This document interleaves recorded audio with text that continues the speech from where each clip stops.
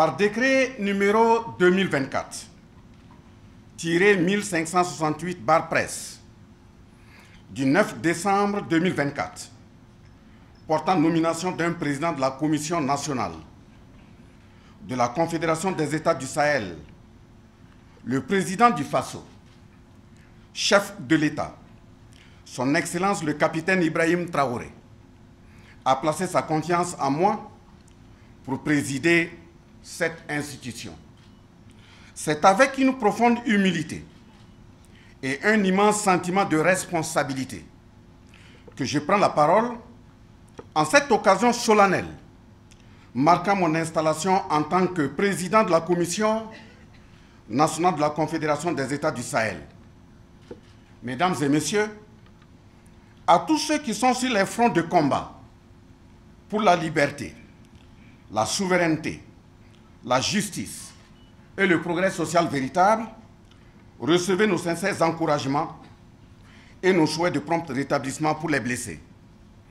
En mémoire à nos vaillantes forces de défense et de sécurité, des volontaires pour la défense de la patrie, des fils et filles de la Confédération des États du Sahel, d'Afrique et partout ailleurs, ayant perdu la vie suite aux actions macabres des terroristes, je vous prie d'observer une minute de silence. Merci.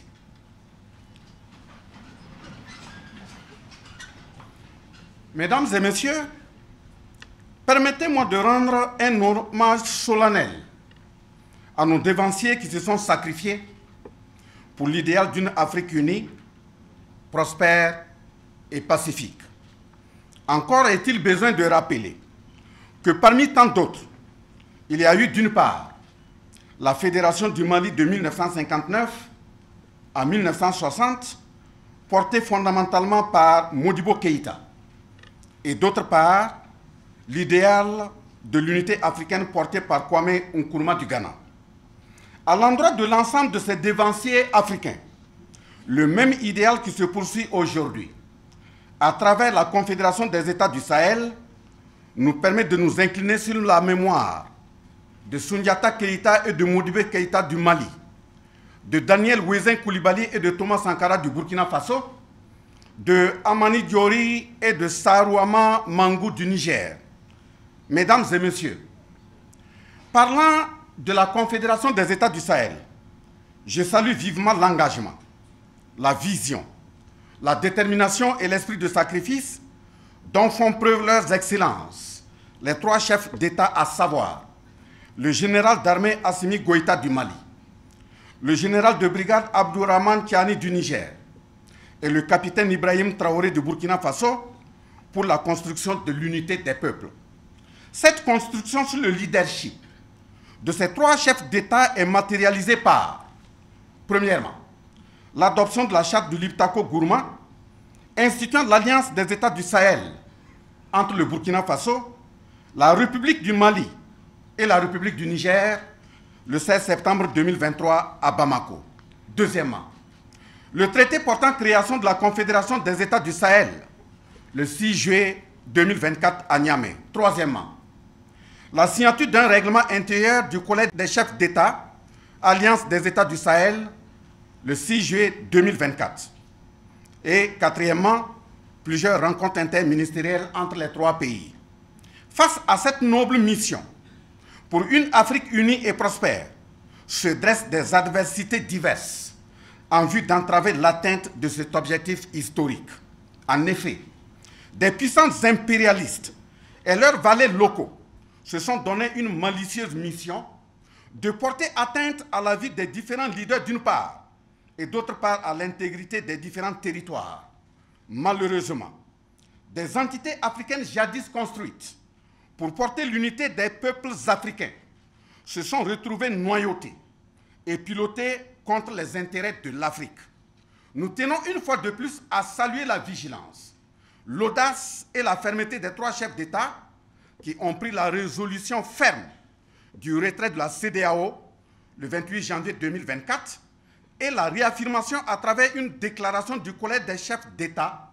de la Confédération des États du Sahel, réitérant le caractère irréversible et immédiat du retrait des pays de la Confédération des États du Sahel de la CEDEAO, le 22 décembre 2024, afin de mieux poursuivre le combat pour la reconquête entière de nos territoires et l'affirmation de notre pleine souveraineté. L'initiative de la création des commissions nationales des États du Sahel participe à relever ces défis majeurs. Cette nomination est pour moi non seulement un honneur, mais également un appel à servir avec patriotisme, dévouement, abnégation, intégrité et détermination mon pays, le Burkina Faso et les pays frères, à savoir le Mali et le Niger. Pour ce faire, j'exprime ma reconnaissance et ma gratitude au président du Faso, chef de l'État, son Excellence le capitaine Ibrahim Traoré, pour le choix porté sur ma personne, à toutes les personnalités présentes dans la salle, présidents d'institutions, membres du gouvernement, représentations diplomatiques et consulaires, autorités administratives au niveau central et déconcentré, militaires et paramilitaires, autorités religieuses et coutumières, volontaires pour la défense de la patrie, organisations des Waïnias, acteurs de l'économie formelle et informelle, délégations des pays frères du Mali, du Niger et d'ailleurs. Recevez mes salutations fraternelles et ma profonde considération. Il en est de même pour les différents responsables des organisations de la société civile, des syndicats,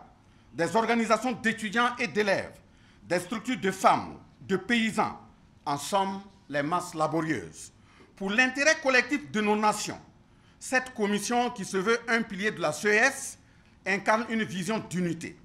de progrès et d'intégration conformément aux principes du traité de la Confédération. Mesdames et messieurs, la création de cette commission intervient dans un contexte marqué par des défis multidimensionnels,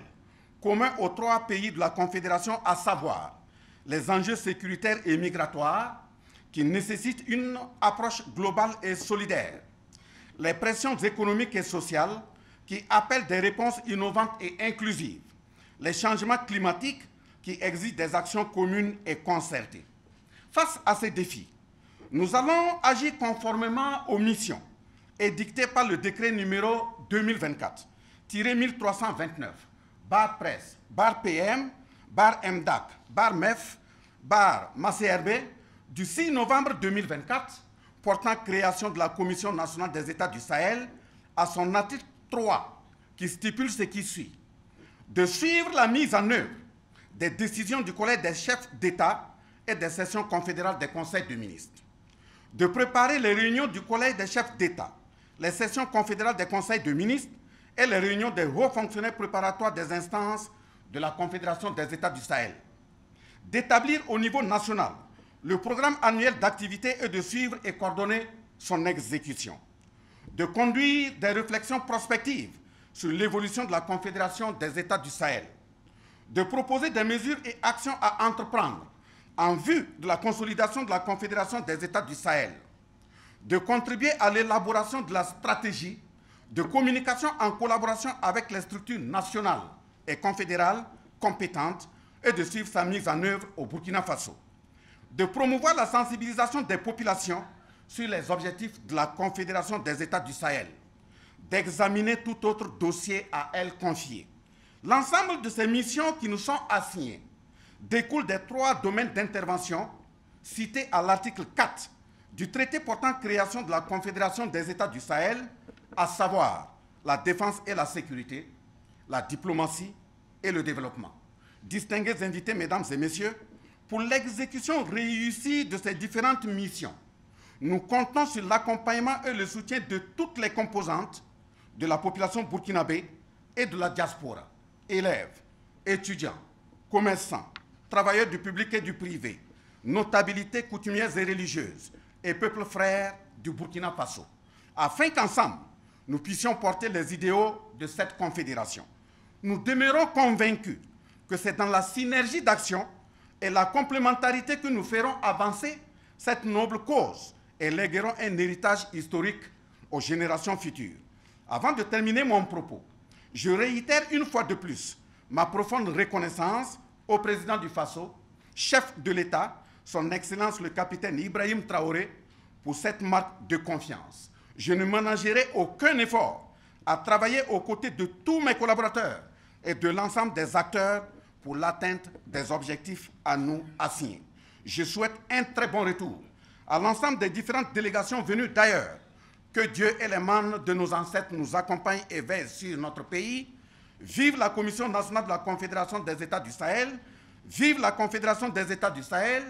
Vive l'unité et la solidarité entre les peuples. La patrie ou la mort, nous vaincrons.